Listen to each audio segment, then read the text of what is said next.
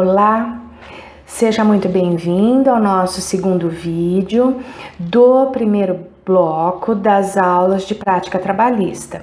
Para você que por acaso não assistiu o primeiro material, tente assistir, mas já adiantando, só para nos situarmos, as nossas aulas vão ser divididas em blocos.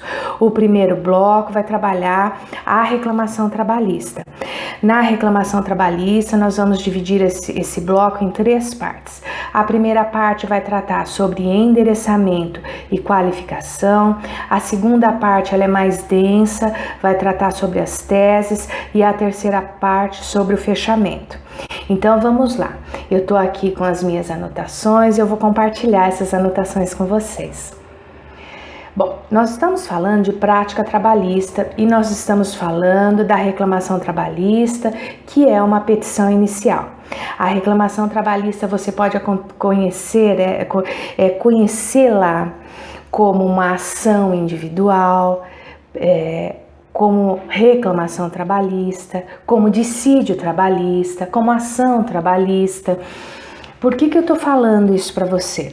Porque você vai pegar um enunciado, e como nós já falamos no vídeo anterior, eu não posso apenas ensinar o conteúdo para você, mas eu preciso ensinar você a interpretar a banca, interpretar a intenção da banca, e isso eu conheço muito bem. É possível, de repente, que dentro de uma inicial, que no enunciado que vai te levar à reclamação trabalhista, e aí aos poucos nós vamos desvendando passo a passo disso, você, ao invés de escutar a expressão reclamação trabalhista, o teu enunciado esteja escrito ali no teu enunciado que é uma ação trabalhista. Ou então ele fala para que você mova um dissídio trabalhista. E você não necessariamente vai ter um indício direto de que a peça que você vai ter que promover é uma reclamação trabalhista. Mas uma coisa que você pode guardar é que nós estamos diante de uma petição que tem a ideia de provocar o Estado para tutelar um direito, né? E quando nós tratamos de reclamação trabalhista, eu quero que você entenda que na reclamação trabalhista nós temos 2 partes. De um lado a parte reclamante, que é o autor da peça, e do outro lado a parte reclamada, que é aquele que nós conhecemos por réu. Tá bom? Guarda bem isso. De um lado o reclamante, que é o autor da peça processual, e do outro lado a reclamada, que é o réu. Entendeu? Por que eu falo isso? Porque por vezes o reclamante vai poder ser o empregador e não o empregado. Por vezes o reclamante pode ser o empregado e não o empregador. E assim, contrariamente, um reclamado pode ser o empregado. Um reclamado pode ser um empregador. Então nunca, e é uma confusão muito comum, porque normalmente quem move uma ação na esfera trabalhista é mais assim, é comum que seja o empregado. Então existe um senso comum e a banca gosta de pegar esse hábito, esse vício, para de repente te colocar numa situação delicada. E à medida em que nós formos desenvolvendo o assunto, você vai entender, eu vou mostrar para vocês em que situação a banca pode te pegar quanto às partes reclamante e reclamada, porque as pessoas entendem sempre que o reclamante é o empregado. Não, o reclamante é a parte autora e o reclamado é o réu. Então guarda isso, que essa já é uma informação preciosa, tá bom? Existem alguns artigos que eles vão nos acompanhar o tempo todo durante o feitio dessa peça prático-profissional. Por exemplo, nós temos o parágrafo 1º do artigo 840 da CLT.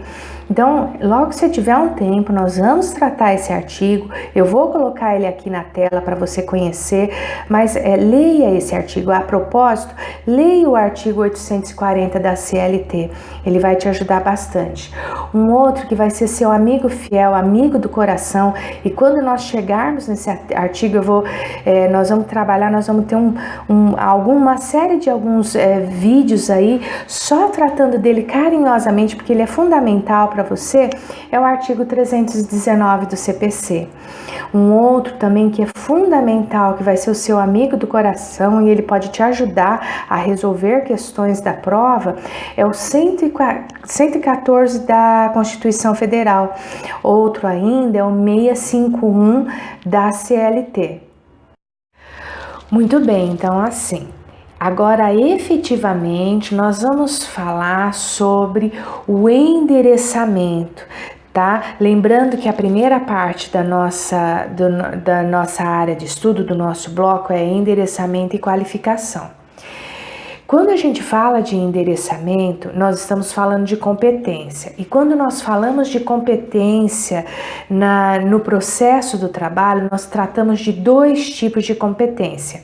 E aqui, neste caso, nós vamos trabalhar uma competência específica, porque nós estamos trabalhando com a peça prático-processual trabalhista, que é a competência material.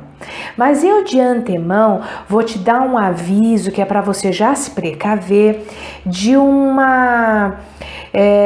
olhar que você deve ter atento para o seu enunciado no dia da prova prático-profissional, que é a questão da competência material. Eu explico para você por quê. Oportunamente, nós vamos tratar sobre este assunto, sobre a competência material. Mas o que ocorre em regra, especialmente para você que está chegando agora, que é o seu primeiro contato com a prática trabalhista, é que o seu enunciado, em regra, ele vem cheio de pedidos para você fazer. Esses pedidos a gente fala o quê? Que é a matéria que você está tratando, né? Ocorre que não são todas as matérias que podem ser tratadas na esfera trabalhista. E como é que você vai descobrir isso? Você vai descobrir isso estudando uma lição de casa que eu vou passar para você. Eu quero que você leia com atenção o artigo 114 da Constituição Federal. Este artigo 114 da Constituição Federal, ele traz um rol de matérias que devem ser tratadas na Justiça do Trabalho.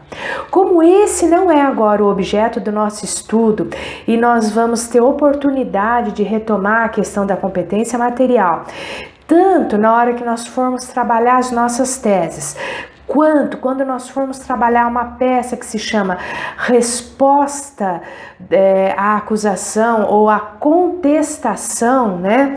Quando nós formos trabalhar essa tese, essa peça prático-processual, eu vou retomar a competência material com vocês. Mas para você já ir amadurecendo o conteúdo direitinho, eu peço que você leia o artigo 114 da Constituição Federal, tá bom?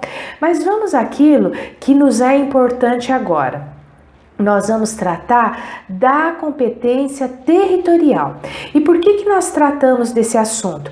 Porque para que você saiba para qual local você vai endereçar a sua peça prático-profissional, você precisa entender como é que acontece, como é que a lei autoriza este endereçamento. Para isso, eu vou pedir que você abra aí a sua CLT, o seu material, no artigo 651, artigo 651 da CLT. Eu fiz umas anotações aqui, antes da gente começar a falar propriamente dito, a ler as leis, aí eu te mostrar as coisas que você deve estar atento. Eu quero que você anote aí num teu bloquinho de notas, no caderno que deve estar com certeza aí com você. Se você não está com o material aí para anotação, procure manter do teu lado um material de anotação. Então pause esse vídeo, vai e pega um bloco de notas, um caderno, uma caneta, porque é muito importante você anotar e fazer revisão das matérias que eu vou divulgando aqui para você. O que eu quero observar com você, e eu trouxe aqui anotadinho no meu caderno, primeiro são dois vocabulários, duas expressões que comumente você vai escutar na esfera trabalhista. E como eu sei que eu estou falando com pessoas que já entendem do direito trabalhista, do direito processual trabalhista, e também com pessoas que estão chegando agora, em que o direito do trabalho tem tudo novo, é bastante importante que eu trabalhe assim, ali na medida do equilíbrio, que eu venha trazendo para vocês conhecimento que vocês precisam ter para se acostumar com esse contexto que vocês estão lidando agora. A primeira questão é que você vai ver muitas vezes na lei, na CLT especialmente, a expressão juntas de conciliação e julgamento.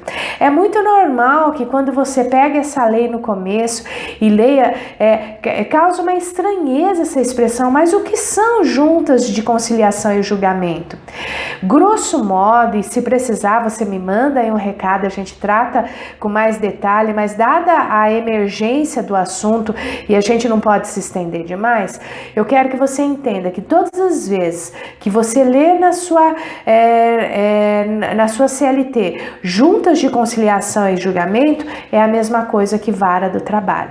É que antigamente, no início, quando a CLT foi criada, a expressão juntas de conciliação e julgamento era a equivalente hoje à vara do trabalho, tá bom? Guarda isso para que você não se assuste quando você se der com essa expressão, e aí você já sabe, eu já te avisei que juntas de conciliação e julgamento é equivalente à vara do trabalho. Entenda-se, vara do trabalho. Uma outra expressão muito comum e que vai ser inclusive objeto dos nossos estudos é a expressão dissídio, dissídio individual, dissídio coletivo. Eu quero que você entenda que dissídio é o litígio, é a demanda, mas que é muito comum ser usado e você vai ver muitas vezes no direito do trabalho. Uma outra coisa que eu anotei aqui e eu quero que você anote no seu bloco de anotação é que assim, você que veio ali com o hábito do direito processual civil, você entende que no direito civil e processual civil, no direito processual civil, é admitido a eleição do foro, ou seja, o local onde, caso você tenha algum dissídio, ou seja, alguma litigância, alguma demanda para ser resolvida, no contrato você pode, junto com a outra parte, eleger um foro onde vocês vão dirimir esse dissídio. Guarda uma coisa, sou um sininho aí, ó. No processo trabalhista, na prática trabalhista, por força da instrução normativa, não é admitida o foro de eleição.